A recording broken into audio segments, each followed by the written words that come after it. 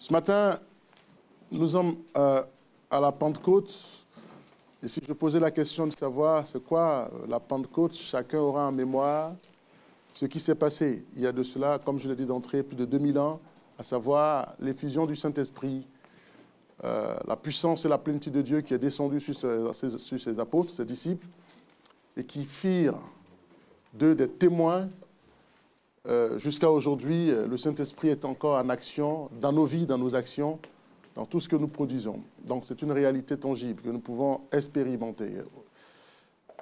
Et nous étions en train de voir une série de thèmes, le plus grand mystère de la vie. Et vous me direz, entre autres, la Pentecôte, quelle relation? Oui, ça fait partie de ce mystère de la vie, le Saint-Esprit, l'effusion du Saint-Esprit, où Dieu a fait don du Saint-Esprit à son peuple. En fait, Dieu s'est donné lui-même à son peuple de manière à être présent de façon permanente. Autrefois, c'était réservé à une élite qu'il sélectionnait lui-même sur mesure. Maintenant, il a décidé de libéraliser à celles et ceux qui émettraient le désir de le recevoir.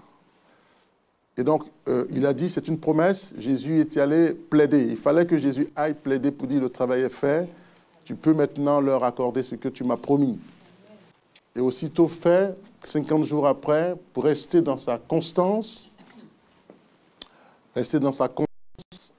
il a envoyé le Saint-Esprit 50 jours plus tard, après qu'on ait célébré la Pessah. Alors, permettez-moi d'aborder ce grand thème que nous sommes en train de voir, cette grande série, le plus grand mystère de la vie, je l'ai dit d'entrée, et nous avons abordé dans cette série la pensée secrète de Dieu. Après la pensée secrète de Dieu, nous avons vu également le processus. Et aujourd'hui, nous allons aborder ensemble, toujours dans cette logique, un thème particulier. Me diriez-vous, mais quelle relation avec la Pentecôte? Je prendrai entre autres. Et ce thème particulier dit ceci. Les anges plutôt, dans le désert. Les anges dans le désert. C'est que j'aurais développé cette série tout au long de ce mois de juin de la Pentecôte. Nous vivrons cette série de façon extraordinaire. Alors, pourquoi les anges dans le désert? Comprenez ceci. Nous avons vécu ensemble, voyez-vous, le processus. Et nous avons compris ensemble que le processus était intentionnel. Et le passage qui nous aidait à le comprendre, c'était quoi? Le psaume 37 qui disait ceci. Les pas d'un homme de bien sont affermis par l'Éternel. Il prend plaisir à ses voies. Pour que Dieu prenne plaisir à tes voies, il est tout à fait normal qu'il affermisse d'abord tes pas. Les pas dans le processus, dans le mouvement. C'est-à-dire que Dieu va orchestrer une série d'événements dans ta vie. C'est lui qui orchestre. Écoutez, c'est fou ce que je veux dire. C'est Dieu lui-même qui orchestre. Ce n'est pas quelqu'un, ce n'est pas le diable. C'est lui qui orchestre une série d'événements dans ta vie pour te rendre solide, pour affermir. Donc, dans le processus, et cela déclenche un processus, il y aura une série de revers, des actions qui vont se produire. Et dans cet état d'esprit, tu ne dois pas perdre l'idée dans laquelle tu es un homme de bien. C'est justement parce que tu es un homme de bien qu'une série de faits vont se produire dans ta vie. Quelle que soit la nature, tu dois comprendre que tu es un homme de bien. C'est justement parce que tu es un homme de bien que cette série de faits se produisent dans ta vie. Attention, je vais reprendre ce que j'ai à dire pour que ce soit si clair pour toi. Ça signifie que, quelle que soit la nature de l'événement, ne dis pas que c'est le diable, ne dis pas que c'est autre chose, ne te condamne pas. Comprends que Dieu a un seul but, te rendre solide. C'est de t'affermir. Affermir tes pas. Tout ce que tu auras à entreprendre. Te rendre solide. Alors si tu as tendance à vaciller quand ces événements arrivent, à te condamner, à jeter une opprobre sur toi-même, comme disent certains enfants, tu as whipping. Tu as tout fouillé. C'est-à-dire que moi, tu as botté en touche, tu as perdu. Mais si tu regardes que tu es toujours de bien et que ça s'inscrit dans le processus, que c'est parce que tu es un homme de bien que ces événements t'arrivent, tu gardes le cap. Et là, tu comprendras que une fois tes pas sont affermis, sont solides, tout ce qui va en découler de la solidité, Dieu y prendra plaisir. Alléluia. Amen. Alléluia. Amen. Ah, écoutez, c'est ça qu'on appelle le processus. C'est un concept. Ça peut être extrêmement dur, mais c'est Dieu qui l'occasionne. Sauf que, dans ces choses, l'ennemi peut s'incruster dedans. Il peut s'inviter dans la danse. Il peut s'inviter dans la danse. En fait, et c'est la partie la plus intéressante, quand il s'invite, sans qu'on lui autorise à entrer, il s'invite. Il vient pour effectivement évaluer la situation avec toi, te faire craquer. Comprends même cet état d'esprit, tu as toujours la confiance de Dieu. Dieu se dit que j'ai confiance en lui, le temps de le préparer, il va s'en sortir. Alléluia. Amen. Et donc, nous allons aborder cela dans une seule optique, te préparer à comprendre qu'une série d'événements peuvent se produire dans ta marche chrétienne. Ben, c'est tout à fait normal. Ça fait partie du jeu, ça fait partie comme dit mon épouse, du game, ça fait partie du process. Ça fait partie même de ce que j'ai moi-même forgé, ce néologisme-là, l'éthique chrétienne. Pourquoi dis-je ceci? Parce que c'est Dieu lui-même qui intentionnellement crée des circonstances, laisse ces occasions-là se produire dans ta vie, dans un seul but, au risque de me répéter, de te rendre fort. Tu peux perdre quelqu'un, dans la même journée, reperdre quelqu'un, perdre ton emploi, dans la même journée, perdre ton emploi, tu peux être confronté à une série de conflits, mais ne dis pas, mais Dieu, pourquoi cela m'arrive-t-il? Il sait une chose, c'est dans un seul objectif, te rendre solide. Muscler tes muscles, ton esprit, à des choses encore plus grandes qui vont se produire. Donc ça demande, là, que les chrétiens que nous sommes, prenons la chose avec beaucoup de... Et nous avons parlé de ça, dans le processus, les séries d'événements qui se produiront. Et c'est dans cet état d'esprit que, sans plus tarder, je me suis dit, tiens, maintenant que tu sais que dans le processus, Dieu peut t'amener à X, Y, quelque part, pour te rendre solide, t'es loin de tes parents, t'es loin de la famille, t'es loin de celles et ceux que tu aimes, Dieu fait comme il veut, il t'utilise comme il veut, dans un objectif, atteindre son objectif. En fait, tu peux dire pendant ce processus-là, mais tu me fais mal, tu m'assassines, tu me fais souffrir. Dieu dit, écoute, tu es toujours en main, je sais ce que je fais, quand même tu pousses des gémissements, des cris de douleur, lui il sait quelle forme il veut que tu aies. Et il ne veut pas que tu perdes de vue cela. C'est ce qui est intéressant de cette affaire, comme dit le Paulinien, que Dieu sait ce qu'il fait avec toi. Il prend toujours la peine de t'informer avant. Écoute, dans le processus que nous avons abordé, dans cet état d'esprit, il y a une série de revers auxquels tu seras confronté. Mais en fait, Dieu te dit, les revers que tu vas rencontrer te préparent simplement à la normale des choses. Seulement, ça prend du temps. En fait, Dieu est en train, dans le processus, de te fermenter, d'où la parole dans le Psalme qui dit, les pas d'un homme de bien sont affermis par Dieu. Et donc, nous avons compris cela, et j'ai voulu comme ça, enfoncer par une estocade ce sujet, pour vous amener à comprendre pourquoi les anges interviennent-ils dans le désert, dans le processus, à la Pentecôte. L'Église traverse un moment important de son histoire. Nous sommes à un virage très, très important et chacun doit pouvoir le négocier de façon rigoureuse. Et c'est important dans cet état d'esprit que chacun, effectivement, prenne conscience des différentes choses que Dieu doit mettre en place. Nous, de façon collective, mais personnelle, individuelle, nous avons des défis personnels à relever. Mais tout ça pour que la collectivité, c'est-à-dire pour qu'on s'unisse tous ensemble, on se rattrape quelque part pour en devenir une seule même famille, là où nous comptons partir. Il va t'affermir, il va te rendre solide, et par ta solidité, l'Église sera forte. C'est pourquoi il est important de comprendre. Maintenant, à quel moment dans ce processus, À quel moment dans ce processus, un désert peut-il se présenter à toi? Et si un désert se présente à toi, pourquoi un ange vient-il dans le désert? Que vient-il faire dans le désert? Répète avec moi. Les anges dans le désert. Est-ce que tu peux les voir? Est-ce que tu sais qu'il y a des anges dans le désert? Tu vas comprendre. Je voudrais, à partir de ce thème, te faire comprendre que les anges interviennent toujours dans le désert. Et comment? Nous allons comprendre. Écoutez, nous allons sans plus tarder rentrer dans cette lecture que j'affectionne particulièrement, ce bout de phrase, de mots de Marc, Jean-Marc. Jean-Marc, je bénis Dieu pour cette présence que je ressens dans mon esprit. Marc chapitre 1, 9, 13. Je vous invite à vous tenir debout, s'il vous plaît, nous allons lire ensemble. Nous allons lire ensemble. Tiens, je fais quelque chose de nouveau aujourd'hui. Je vais inviter une personne dans l'auditoire à lire avec moi. Je vais demander, comme ça, qui a envie de lire? De nous faire partager sa belle et mélodieuse voix. Qui a envie de lire? Portier, choisis quelqu'un qui a envie de lire. Qui a levé sa main? Une ouvrière sérieuse, remplie de l'esprit, vive. Choisis quelqu'un. Tu n'as pas besoin de dire. Choisis quelqu'un de ton choix. Vas-y. Donne le micro à quelqu'un. Très bien. Tu as choisi qui? Oh ben c'est super. Louise, c'est ça? Parfait.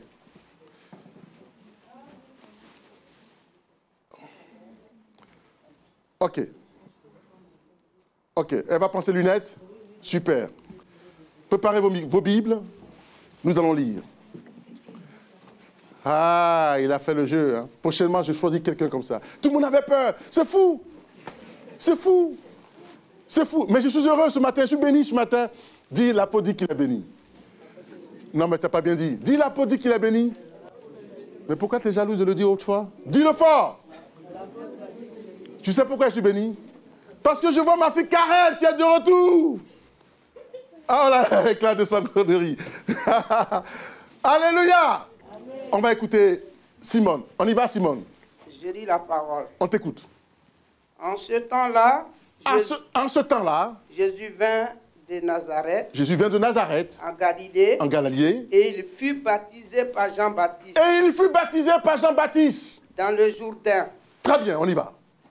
Au moment où il sortait de l'eau. Au moment où il sortait de l'eau. Il vit les cieux s'ouvrir. Il vit les cieux s'ouvrir. Et l'Esprit descend. Et vit l'Esprit descend sur lui. Et vit l'Esprit descend sur lui. Comme une colombe. Comme une colombe. Et une voix fit entendre. Et une voix fit entendre. Des cieux. Des cieux. On te suit. Des cieux. Ces paroles. Ces paroles. Tu es mon fils bien-aimé. Tu es mon fils bien-aimé. En toi. En toi. J'ai mis toute mon affection. J'ai mis toute mon affection. Aussitôt l'Esprit poussa Jésus. J'apprécie cette partie. Tu peux te taire, c'est bon. C'est gentil à toi, Simone. On va prendre cette partie, donner à une autre personne. Regarde. Et je vais donner ça à toi. Toi, tu vas le lire. Lui, toi. Merci, Simone. Ne dis pas très fort ce qui va se passer. Regardez ce qui va se passer tout à l'heure. Vas-y, lis-le très fort. Là, cette partie, le verset 12. C'est lire la parole. Vas-y, on t'écoute. Aussitôt l'Esprit poussa Jésus dans le désert. Comment se fait-il? Aussitôt l'Esprit poussa Jésus dans le désert. Attends. Aussitôt l'Esprit, c'est qui? Il vient d'être baptisé. Dieu a fait entendre sa voix dans les cieux. Tout le monde a vu. Le Saint-Esprit a plané comme une colombe, est venu se jeter sur lui. Et il dit, tu es mon fils bien-aimé, celui-là même que j'aime, tu as toute ma confiance. C'est Dieu qui parle. Tout le monde a pu voir, on était stupéfaits, c'était inédit. Et puis dans la même journée, quand il a eu le temps d'apprécier ce scénario, cette scène, l'Esprit dit, mon petit père, l'heure de l'incivilité s'est terminée, allons dans le désert. Comment se fait-il? Relis, s'il te plaît. Aussitôt, l'Esprit poussa... Pas de moment à perdre. Tu n'as pas le temps de jouir de quoi? Du moment de satisfaction, de joie, de baptême. Il n'y a pas de temps pour toi. Dès que. On y va. L'Esprit poussa Jésus dans le désert. On y va, poussa dans le désert. Où il passa 40 jours. 40 jours. Tenté par Satan. Mon Dieu. Et finit la fin. Il était avec les bêtes sauvages. Il était avec les bêtes sauvages. Et les anges le servaient. Merci, veuillez vous asseoir, que Dieu vous bénisse. Les bêtes, Simon, les bêtes sauvages voulaient le dévorer. On ne sait pas ce qu'ils ont voulu faire de lui. Mais c'était ses compagnons ce jour-là. Est-ce que tu peux vivre avec un lion dans le désert? Est-ce que tu peux vivre avec un serpent venimeux dans le désert? Toujours est-il que Jésus s'était accommodé avec eux. Il était dans le désert. Dans le désert, il a rencontré les bêtes sauvages. Dans le désert, il a rencontré... Ce qui est formidable dans cette affaire, la Bible ne nous dit pas quel type de bête, mais la Bible dit les bêtes sauvages. Et ce n'étaient pas des animaux apprivoisés, ce n'était pas tout doux avec lui. Et enfin, il y avait aussi une autre compagnie. Il y avait aussi une autre compagnie. Les anges. Alléluia! Amen. Une belle lecture. Merci à vous, Simon. Et puis, mon garçon qui est là. Caleb. Hey, préparez ma tablette parce que sinon, ça va chauffer aujourd'hui. Hein. Je pense qu'il sent que ça va chauffer. Moi, je suis chaud, là. Merci. Merci. OK.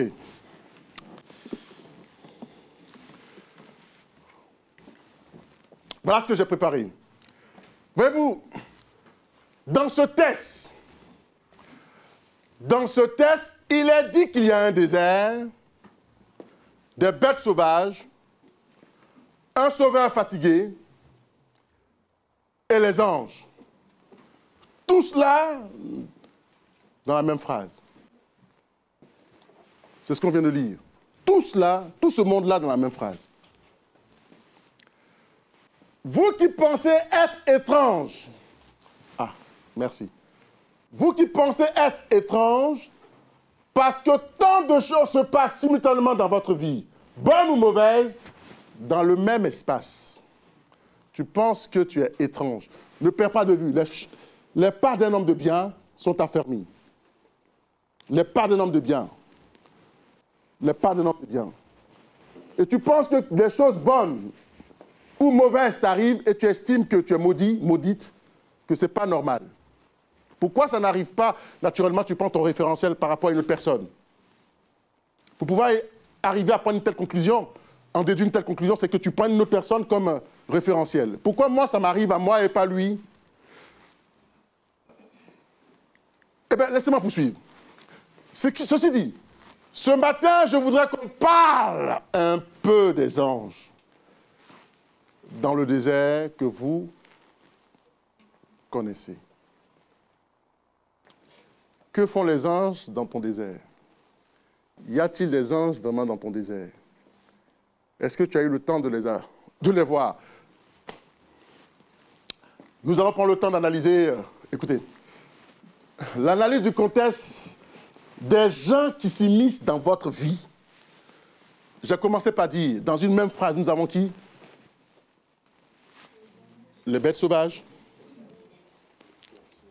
un sauveur fatigué, les anges, dans une même phrase. Mais regardez bien, ce matin, je voudrais qu'on analyse ensemble le contexte, dans un contexte bien particulier, des gens, des personnes qui s'immiscent dans votre vie.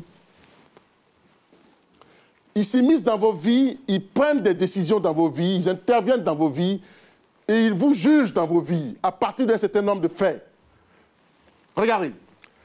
Comprenez que lorsque les gens s'immiscent dans votre histoire, ils se trompent souvent sur votre identité. Je parle de votre identité et non de votre personnalité. Je vais vous expliquer un point. J'ouvre une parenthèse. Le Saint-Esprit me dit de faire de la pédagogie. Je vais me forcer. Non, je prendrai du plaisir à le faire. Je parle de concept. Je parle de concept. Si je parle de concept, ça demande que ça sous-entend que tu élèves ton esprit dans l'analyse que j'apporte. Essaie de comprendre. Je vais expliquer. Lorsque les gens s'immiscent dans votre vie, dans votre histoire, ils se trompent souvent sur votre identité. Alors, quelle différence faites-vous entre identité et votre personnalité? Maintenant, écoutez. Ils font de fausses suppositions sur la base de brèves déclarations que vous avez émises. Je donne un exemple très simple. Je peux être en train d'échanger avec mon épouse, par exemple, c'est un truc futile, inutile. Mais en arrière-plan, je suis en train de vivre quelque chose. Je suis amer. Je suis amer. Elle n'est pas au courant que je suis amer. Je suis amer par rapport à une situation contre quelqu'un qui m'a irrité. Ce quelqu'un qui m'a irrité, je prends un exemple, je vais bien circonscrire ça pour que ça soit clair. Ma mère m'a dit quelque chose qui m'a irrité, ou j'ai appris quelque chose venant d'une tierce personne qui m'a irrité. Seulement, je veux me déverser sur la personne, je n'ai pas l'opportunité. Et puis, dans un climat où nous échangeons, elle dit une parole qui n'a pas lieu d'être. Et je déverse ma colère sur elle. Vroom. Elle dit, mais attends, je ne te reconnais plus.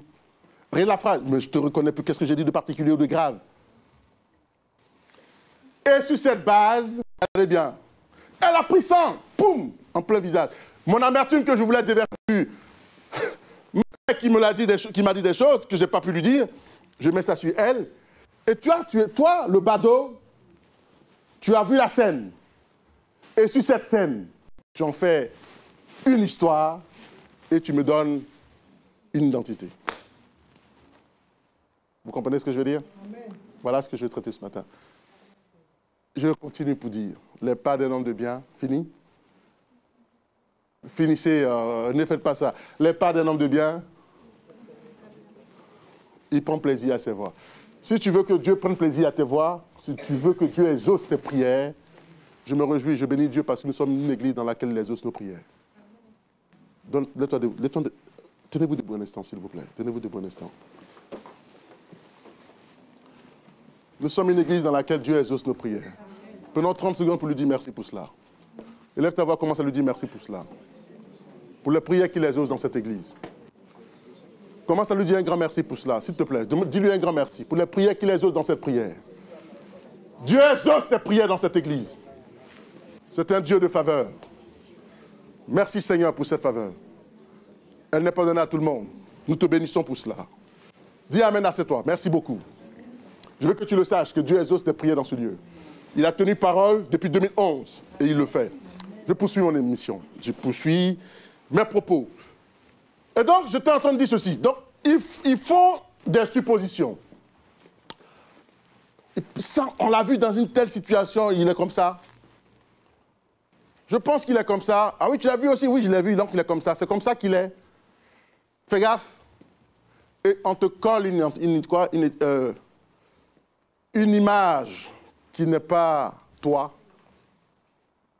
Et tu vis avec. Maintenant, regarde. Je continue. Nous vivons une époque où les gens prennent une bribe. Regardez bien. De sermon. Juste quelque chose de... Une portion, quelque chose qui n'est même pas... Ils ne sont pas là en profondeur. Une petite portion. Quelque chose de futile. La suite, et écrivent un argument antagoniste dessus. Voilà ce qui caractérise de nos jours l'Église. Les chrétiens, ce que nous voyons. Un homme de Dieu a dit ça. Tu n'as même pas écouté la fin de la phrase, le petit mot qu'il a dit. Et c'est devenu une généralité. Oh tiens, je vais vous rendre un témoignage sur ça. Je me souviens en 2002-2003, j'ai entendu une prédication qui a fait le tour du monde dans pas mal d'églises. C'est sur Joseph. Joseph. Le même message a fait le tour du monde. Joseph. Et puis, quelqu'un m'a dit, mais pourquoi tu ne parles pas de Joseph? Il dit, mais je ne comprends pas son histoire. Je ne comprends pas son histoire, là, Joseph. Pour l'instant, ça ne me fascine pas plus que ça. Il dit, ça pourrait faire du bien à l'Église. Il dit, certes, mais de quoi devrais-je leur parler? Si ça fait le tour du monde, tant mieux. Mais ce n'est pas ça. Et donc, vous comprendrez par là que l'histoire, chacun prend une petite partie de la Bible, et puis chacun en fait une généralité. Il va écrire quelque chose là-dessus, tanguer un argumentaire là-dessus, essayer d'expliquer. Oh, pourtant, ce n'est qu'une petite portion. Et ta foi est là-dessus. Et c'est ce qui fait que l'Église a un gros problème, l'Église avec un grand E, l'Église de Jésus-Christ, un problème d'interprétation. Voilà le problème. On prend un passage, une une infime partie de quelque chose qu'on a entendu. On en fait une généralité, on va élaborer un argumentaire, et puis on balance. Et tout le monde dit, ah oui, mais tu vois, je prêche. Moi aussi, j'ai le Saint-Esprit. Moi aussi, j'ai ceci.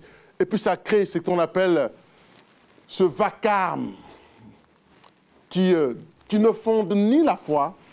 Le problème, c'est que ça ne construit ni la foi, mais ça détruit la foi. Cependant, ce que j'apprécie dans cette partie, Christ n'est pas moins glorifié. Maintenant, regardez.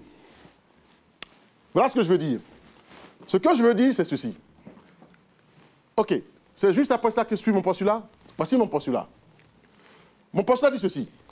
Le moyen le plus rapide de tomber dans l'hérésie, dans le faux, le moyen le plus rapide de tomber dans le faux est de sortir un test de son contexte. Voilà où je suis en train d'arriver. Donc quand quelqu'un prend une petite partie de quelque chose de toi, sans étudier le contexte, et puis à partir de là, il te donne une étiquette, c'est que véritablement, tout ce qu'il va dire sur toi, c'est du mensonge. Sauf qu'on est focalisé là-dessus. Est-ce que tu commences à me suivre maintenant? Tu commences à me suivre? Est-ce que tu entends ce qui est dans la bouche? Voilà. Donc, mon postulat t'aide à comprendre. Le moyen le plus rapide de tomber dans le faux. C'est pourquoi, dans toute chose, il faut toujours circonscrire ce qu'on appelle quoi? Le cadre. Le cadre, tu pourras mettre l'image.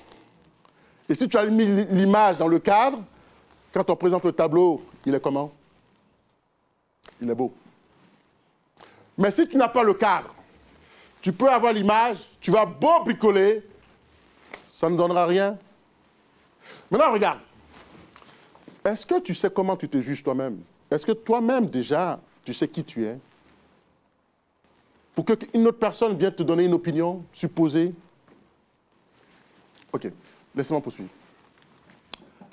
Je poursuis. Car la plupart du temps, il est difficile de transmettre des informations sensibles dans un message écrit, puisque le texte ne donne pas le contexte. Je vais me reprendre. La plupart du temps, il est difficile de transmettre des informations sensibles dans un message écrit. Ça, c'est un message écrit. Parce que le texte qu'on vient de lire ne nous dit pas ce qui s'est passé. Vous allez comprendre pourquoi. Jusqu'à présent, essayez de me suivre. Je parle du texte, je parle de vous-même. Le texte ne me dit pas la réalité, le contexte n'est pas écrit. C'est juste un bout. Le bout de texte me dit ceci. Elle a lu, Simon en a entendu, que Jésus sorti de là, il était en Galilée, on donne la région d'où il est parti. Et tout à coup, c'est mis quoi? Devant Jean-Baptiste, il a baptisé Jean-Baptiste. Non, Jean-Baptiste l'a baptisé, merci pour vous, merci pour votre attention. Donc Jean-Baptiste le baptise rapidement. Et puis, soudain, tout à coup, il y a une colombe qui apparaît. Attention, les indices sont importants. Il y a une colombe qui apparaît, et par la colombe, il y a une autre voie. Le ciel s'ouvre. Le ciel est en extase de ce qui s'est passé. Rien que par son baptême. Le baptême est important. Le baptême, ça vient me montrer l'importance du baptême. Le baptême est important. Et le ciel, à ce moment-là, c'est quoi? Se met en extase, en ébullition, et dit ceci. Tu es mon fils bien-aimé, je suis content de toi. Tu as tout mon amour. Ok, dans ce que tu vas faire. Tu es maintenant baptisé, tu es devenu homme maintenant, pour la suite. Et tout à coup, il y a une personne qui apparaît, c'est le Saint-Esprit, qu'on avait vu auparavant par une colombe. Lui dit, arrête maintenant, tu as entendu, tout le monde a vu, on est content. Ils ont été stupéfaits de te voir. Allez au désert. On verra. Donc ta joie fut de comment? De courte durée. Les pas d'un homme de bien sont conduits par qui? Sont affermis par l'Éternel. Il prend plaisir à ses voies. Lui, pour que Dieu prenne plaisir, c'est le désert. Dans le désert. Regardez, je vais vous expliquer un truc. En lisant ces 4 versets dans l'Évangile, de Marc, versets 9 à 13, le texte ne nous donne pas le contexte. Donc si je ne regarde pas, je ne fais pas attention, tout ce que je risque de vous raconter là, je vous aurais raconté des histoires, des fabulations, autrement dit, des fadaises. Je vous raconte des fadaises. Et vous prendrez ça, vous rentrez chez vous, vous serez en extase. Vos foi n'auront pas été quoi? Bâties et construites. Parce que je ne vous ai pas plongé dans le contexte. Je n'ai fait que faire des suppositions. Ce n'est pas des vérités bibliques. Regardez. Jésus n'est pas né dans le désert. Regardez le texte qu'on a lu. Jésus n'est pas né dans le désert pour qu'il soit habitué à aller dans le désert. Il n'a pas grandi non plus dans le désert.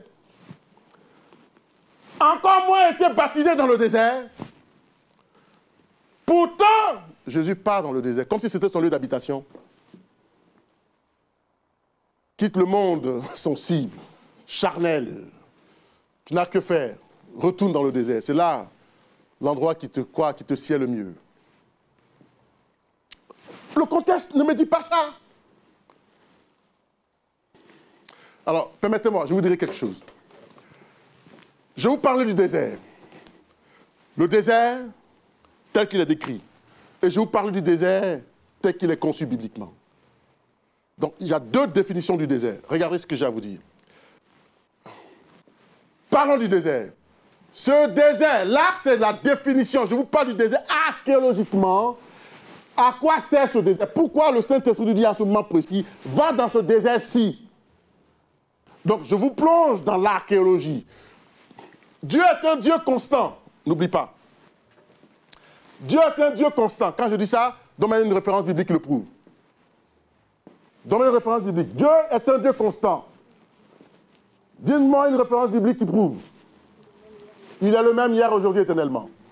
Donc ne pense pas qu'il est imprévisible. C'est faux. C'est un Dieu constant. Regarde. Ce désert est le même que celui où Élie est allé après avoir traversé le Jourdain. Et qui s'est passé quoi? Pour être pris dans un char de feu. Donc c'est dans ce désert qu'Élie est parti. Là, je vous plonge dans l'archéologie. L'histoire du texte s'inscrit archéologiquement dans le sol de ce même espace. C'est très important. Pourquoi j'insiste? J'insiste pour que toi-même tu fasses un mindset sur une supposition qu'un homme peut, ou une femme peut émettre sur toi et pour lesquelles tu risques de quoi? De perdre la foi. Tu me juges. Tu ne me connais pas. On me juge sans me connaître. Qu'est-ce que tu es, un bébé? C'est une simple phrase. Tu mets en cause toute l'histoire que tu as vécue. Regarde. Regarde. Je continue mon histoire. Dieu envoie un char descend du ciel pour évacuer Élie hors des capacités et des rituels humains de ce monde. C'est dans ce désert-là. Je vais plus loin.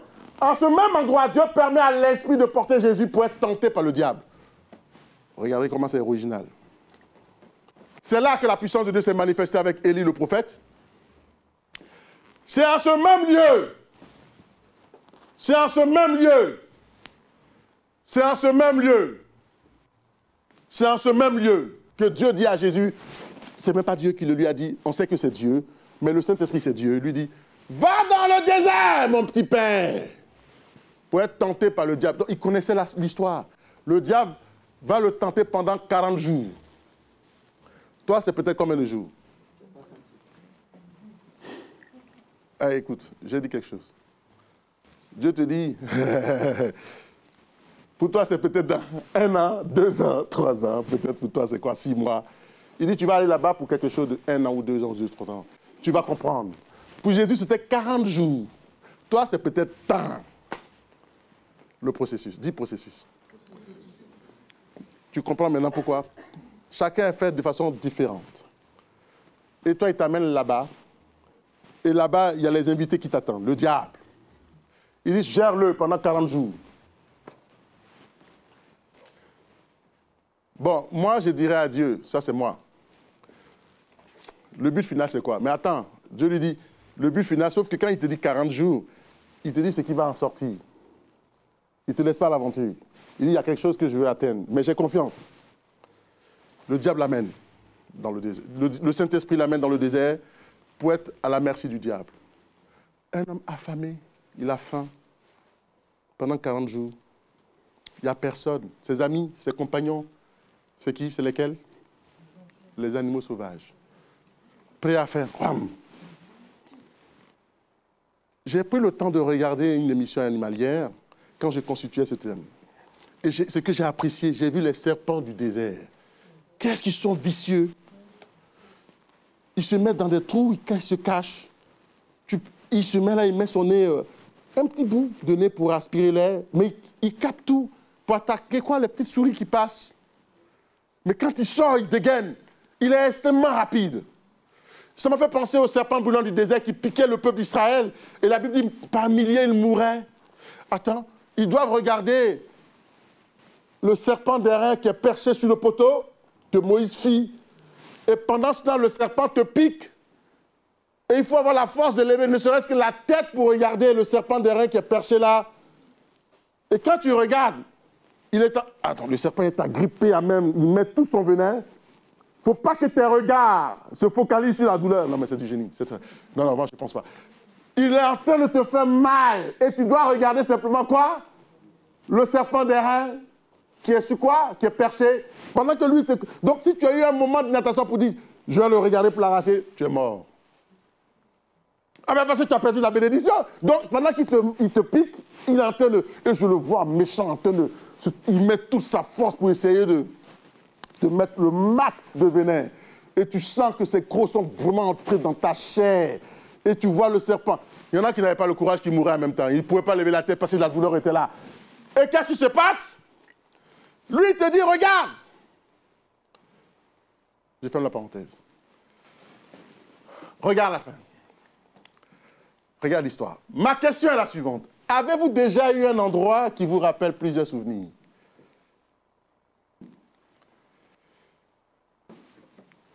Dans ton histoire.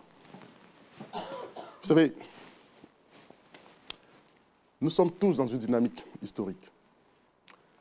Depuis le commencement, nous sommes dans une dynamique historique. Les choses sont plus figées.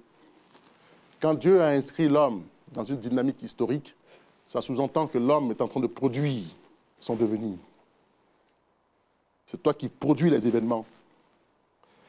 Et quand tu produis les événements, pour que les événements aient du sens, ça demande que tu sois en phase avec Dieu lui-même. C'est ce qu'on appelle la dynamique historique de l'homme. Et cette dynamique historique se produit avec l'autre.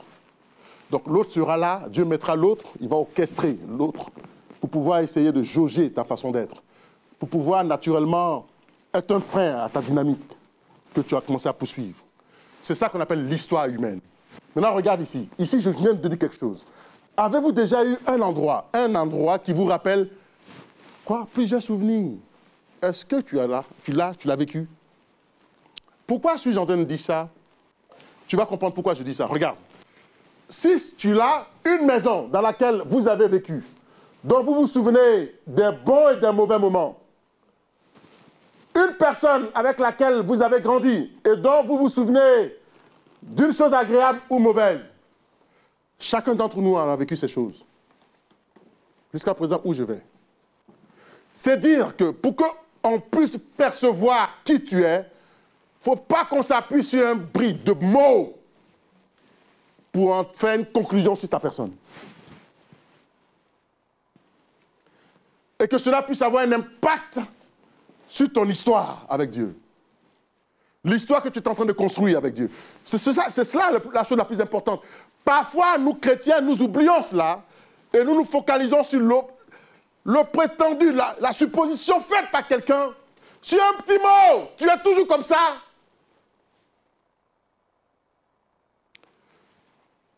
Et ça ronge ma pensée. Ça me détruit. Quand j'explique ça, je suis en train de vous amener le contexte dans lequel on doit vous prendre dans sa globalité pour porter un jugement. Non, un jugement c'est trop fort. Pour porter ne serait-ce qu'une petite réflexion sur ta personne. Si la personne n'a pas ces éléments-là, tout ce qu'il dira, considère que c'est du n'importe quoi.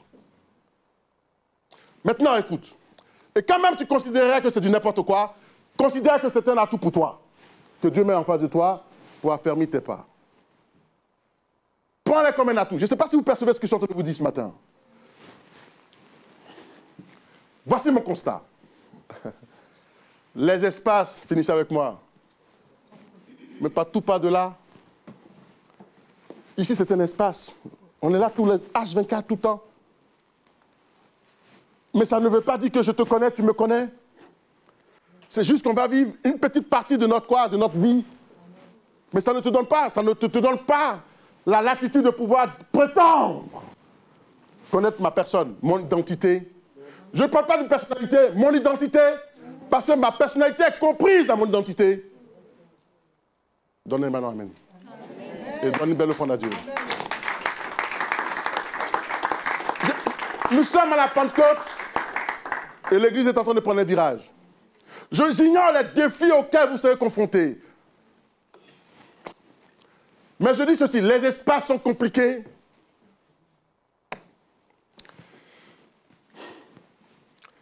L'Esprit l'a amené à cet endroit. Sans sortir le texte de son contexte. Je reviens à mon texte. Je ne veux pas le sortir de son contexte. Mais voilà ce qui est écrit. Comprenez que Jésus a disparu de la scène pendant au moins combien de temps? Regardez là, 18 ans. Ah. Je vous ai perdu. Je vous ramène. Suivez-moi. L'Esprit l'a amené à cet endroit où archéologiquement, je vous ai présenté que ce fut l'endroit où Élie a été enlevé. L'Esprit l'amène là-bas. Le désert, par ricochet, c'est le lieu où on rencontre Dieu. Mais à cet endroit précis, c'est le lieu où Dieu a permis à Élie de partir. Donc si je te présente cette image, tu ne verrais pas, autant pour moi, que le désert est un endroit choisi par Dieu pour te rencontrer à titre personnel, pour avoir une relation avec toi. Ça, c'est voilé. Dieu est un Dieu de désert. Répète avec moi. Dieu est un Dieu de désert. Maintenant, je t'explique pourquoi. C'est dans le désert que tu forges ton caractère. C'est dans le désert que tu sais qui est Dieu pour toi. Maintenant, le désert peut être des situations compliquées, des événements extraordinaires, auxquels tu t'y attends le moins. Tu vas te manger tout cru. Le désert. Personne n'aime le désert, mais tous nous voulons connaître Dieu. Dieu apprécie les voix de celles et ceux qui sont sortis du désert. Regardez. Ici, Jésus a disparu de la scène pendant 18 ans. Ce que je veux dire par là, la seule partie de la Bible qu'on vient de lire, dans le livre de Marc, chapitre combien? 1, verset combien? 9 à 13, nous dit simplement, regardez le passage, ouvrez une Bible, nous dit simplement, est-ce qu'il y a possibilité de me faire revenir? Je prie Dieu qu'il me donne à l'avenir des écrans où je peux jouer avec les images. Regarde, ramène-moi le passage. Le passage, rapidement. Arrête-toi là. Regardez le passage. Un peu plus haut. À cette époque-là, Jésus vint de Nazareth. On nous dit d'où il vient. À cette époque. Laquelle époque? C'est vague. Je n'ai pas plus d'éléments que cela. Maintenant, revenez. Il s'est fait baptiser là. Le Saint-Esprit lui parle. La seule chose qui m'interpelle, dont j'ai connaissance, c'est qu'il avait commencé son ministère, il avait environ comment? 30 ans. Donc, à quel âge a-t-il été baptisé? À quel âge? Et après, aussitôt qu'il a été baptisé, conduit aussitôt par le désert, dans le désert. Et pourquoi quoi? Pour en ressortir. Il avait quel âge? Regardez. Et tout à coup, on me ramène maintenant mon passage de base, regardez bien ce qui va se passer. On me dit là, 18 ans plus tard, merci, 18 ans plus tard, il y a 18 ans qui se sont séparés du moment où on le voit au baptême. Donc, qu'est-ce qui s'est passé pendant les 18 ans? Il n'y a rien. Il est curieux que la Bible vous donne les moments forts de la vie de Jésus-Christ et omette les moments quoi? Creux. Ça ne suffit pas pour dire que je le connais. La seule chose que je sache, c'est que quand j'ai vu le baptême, après le baptême, j'ai vu une personne aller dans le désert. On me parle du désert. Après son retour du désert, il a commencé à faire quoi? Faire mou. Il a commencé à être, laissez-moi vous dire ceci, extraordinaire. Je l'appelle moi, ce Jésus, comment, vous savez comment je le nomme? Perturbateur. Il a commencé à être perturbateur. Regarde. Quand tu sors du désert, tu deviens perturbateur. Mais qu'est-ce qui va te faire peur? Ok, regarde mon principe. Les moments les plus difficiles de la marche avec Dieu, j'apprécie ce principe. Les moments les plus difficiles de la marche avec Dieu sont les jours de vide, creux. Ils ne sont ni chauds, ils ne sont ni froids, ni bons ni mauvais. C'est juste creux. Attention. Moi, j'ai marché avec Dieu. Je continue de le marcher avec Dieu. Je connais des moments creux. Toi, tu viens sur une simple action, me donner quoi, une étiquette? Mais ça ne va pas. Ou je vais aller quelque part prendre un bout de mot biblique et en faire un test sans tenir compte du contexte. Tu le sors et tu en fais quoi? Un argument? Un argumentaire biblique. Voilà ce que nous rencontrons. Et sur ça, tu vois, ta foi n'est pas stable. Tu es vacillant, vacillante. Voilà le problème. Le problème, c'est que tu n'es pas non seulement converti, parce que tu ignores certaines réalités. Tu ne prends pas en compte quoi? Ce principe. Les moments les plus difficiles, c'est ça, avec Dieu. Est-ce que tu as connu ces moments les plus difficiles? La plupart d'entre nous, quand ils connaissent ces moments, ils abandonnent la foi. Jésus n'est qu'un fils de charpentier, sans nom. Jésus n'est qu'un fils de charpentier. Le moment creux, vide, là, on va parler de ça. Il n'est qu'un fils de charpentier, sans nom, il n'est pas connu. Grandissant de 12 à 30 ans dans l'obscurité la plus totale. La seule chose qu'on a su de lui, c'était à 12 ans, il a fait quoi? Il a fait mouche dans le temple. Il a confondu les sages. Après 12 ans, c'est fini, il a disparu. Il n'avait aucun nom. Il était insignifiant. En fait, quand tu le vois, tu t'en fous. Jésus n'était pas dans la scène. Regarde. Il ne revient sur le devant de la scène qu'avec Jean, qui a beaucoup de succès, et dont la pensée est perturbatrice. Je vais vous faire quoi? Une rhétorique. Écoutez-moi. Je vous ai dit quelque chose ici. Il revient au devant de la scène qu'avec qui? Jean est une opportunité pour Jésus. Arrête de faire le beau et sors de ton quoi? De ton quoi? De ton quoi? Je ne suis pas bon ou je suis bon. C'est parce que je ne suis pas bon que ces choses-là m'arrivent. Arrête, je ne suis pas bon. Ou ne fais pas le beau. Tu perds tout seul. Je vais t'expliquer à comprendre. Dis que je m'auto-suffis. Je n'ai pas besoin de toi. Je peux vivre sans toi. Ce que je vais te prendre de la vie dans la dynamique historique de l'homme que Dieu a créé dans le processus, depuis la création de l'humanité, c'est que tu auras besoin de quelqu'un comme une opportunité. Et les pas d'un homme de bon, d'un homme de bien, autant pour moi, sont affermis. Dieu créera les opportunités par un homme. Ça dépend de comment tu auras le regard. Voilà pourquoi tu passes à côté de beaucoup de choses. Même de ton prétendu mari, ou même de ta prétendue femme. Dis-moi, donne-moi un amen, tu me regardes. Donne-moi un amen pour m'encourager. Nous sommes à la Pentecôte. J'ai bientôt fini. J'ai bientôt fini. Calme-toi, j'ai bientôt fini. J'espère avoir été une opportunité pour toi ce matin. J'espère avoir été une opportunité pour toi. Regarde. Jean-Baptiste avait du succès, mais ses pensées étaient perturbatrices. Il était sur la scène. Jean avait du succès, mighty God. Et Jésus n'était que dalle. Mais il rencontre Jean. Je vais vous dire quelque chose. Laissez-moi faire quelque chose. Je l'appelle le perturbateur. Qui? Jean. Je ferai un moment à faire arrêt sur image pour parler de ce Jean, perturbateur. J'ai été fasciné par cet homme. Comment ai-je été fasciné par cet homme qui a pu introduire Jésus dans la scène? Le grand Dieu a été introduit dans la scène par qui? Par un perturbateur. Ça te choque? Regarde.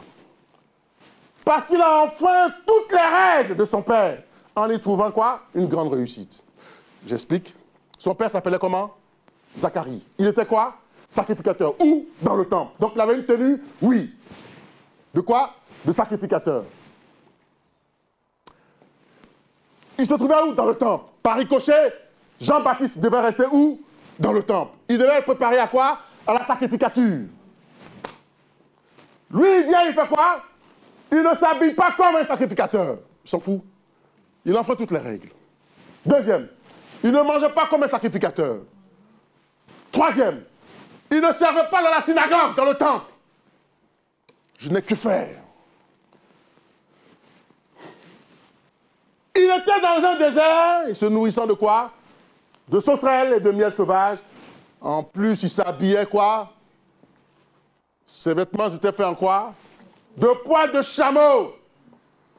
Mais toi, tu es quel... Mais pourquoi tu nous fais honte comme ça? Ton père est un gentleman, il est dans le temple. Depuis tu es là. Et son arène, c'est où? Il crie dans le désert, les gens viennent à coups pour l'écouter. Regardez ce que j'en déduis. Mon principe, écris-le. La différence n'empêche pas la grandeur. En fait, elle la confirme. J'ai écrit ce sujet il y a de cela 1 an. Je ne savais pas que j'avais des idées, que je pouvais être aussi inspiré de cette manière. Regarde, la différence n'empêche pas la grandeur. Ce n'est pas parce qu'il était comme ça, perturbateur, qu'il n'était pas grand. C'est justement ta différence qui t'amène, qui confirme que tu es grand. Mais est-ce que tu le sais? Pourquoi veux-tu t'identifier à l'autre? Pourquoi veux-tu que son opinion sur toi t'impacte? Par contre, je vais faire un détail. Ça n'a rien à voir avec ce que celles et ceux qui disent « Je ne suis pas convaincu de cette façon de quoi, de cette doctrine ». Ce n'est pas de ça qu'il s'agit. Regardez ce que j'ai écrit. À la bibliothèque, vous ne verrez aucun livre écrit sur des gens qui n'ont pas été quoi? Perturbateurs ou extraordinaires. Quand tu regardes un film, tu veux voir le héros, il est toujours comment perturbateur. Il est extraordinaire. C'est ce qui donne au film un charme. Et tu t'identifies à lui. En fait, on fait sortir en lui le côté héroïque. Mais tu l'as en toi, sauf que tu ne le vois pas. Comprenez cela et rendez-vous compte que Jésus a passé 18 ans dont nous ne savons rien. Puis à 30 ans, il est dans la foule. Waouh! Attention, je vais vous expliquer. Être dans la foule, il était inconnu. Il venait aussi faire quoi? Écouter qui? Jean le Baptiste. Et dans la foule, pardonnez, venez s'il vous plaît, mes amis, venez s'il vous plaît, tous deux. Venez. Venez là, s'il vous plaît, venez là. Regardez la foule. Chacun, vous êtes en train de vous chercher à regarder quelqu'un. Et moi, Jésus, je viens imaginer la foule. Et puis j'essaie de me frayer un chemin. Et puis comment vous faites? Mais oh, on était là avant toi. Pousse-toi là. Vous m'empêchez? Je vais passer là. L'autre me dit, mais tu es qui toi? Merci. À 30 ans, il est dans la foule. Il cherche quoi? À écouter. Et les gens à côté de lui le méprisent. Ils ne savent pas qui il est. Regardez. Il est dans la foule, pas sur la scène, au devant de la scène. Peut-être parmi vous, il y a des gens qui sont dans cette foule, qui attendent le bon timing pour être dans la scène. Donne-moi un amen. C'est la Pentecôte aujourd'hui. Tu es peut-être dans la foule encore. Tu es insignifiant à nos yeux, peut-être même à mes yeux. Mais, dis mais. Dis mais. Il y aurait un ange dans ton désert. Regarde. Aidez-moi, allons-y. Voici mon principe. Écris-le. Personne n'écrit des livres sur l'ordinaire. Donc si tu veux te conformer à tout le monde, tu n'as pas d'histoire. Tu n'intéresseras personne. Mais Jean-Baptiste était un perturbateur. Il était un perturbateur. Et comme il était un perturbateur, on parle de lui. On parle de comment ses vêtements, sa manière de parler, de manger. Tout est mis en évidence. Et quand on écrit un livre sur des personnes qui sont comment? Perturbatrices, extraordinaires. Qui ont réussi à se démarquer du lot. Maintenant, je veux parler de toi. Tu vois, quand on méprise ton contexte, quand on ignore, autant pour moi, ton contexte, je me le redis, quand on ignore ton contexte, et qu'on t'enferme dans une boîte, et qu'on t'attribue une identité supposée, une opinion, si tu l'acceptes, ton histoire s'arrête là. Que ce soit spirituellement, que ce soit dans la société. Tu n'intéresseras personne en Christ. Tu viendras passer ici des années, tu vas te dégager d'ici. Parce que tu n'as pas des idées perturbatrices ou tu n'es pas perturbateur. Tu ne te connais pas. Mais dès lors que tu commences à faire quoi? À être extraordinaire. Tu commences à intéresser tout le monde. Ton silence perturbe. Ta façon d'être perturbe. On dit il a quelque chose. On veut découvrir ce qu'il a. Et on écrira des choses sur toi. Et nous les hommes, je vous fais une confiance, parce que j'en suis un. Attends, je vous dis. Je vous dis pas.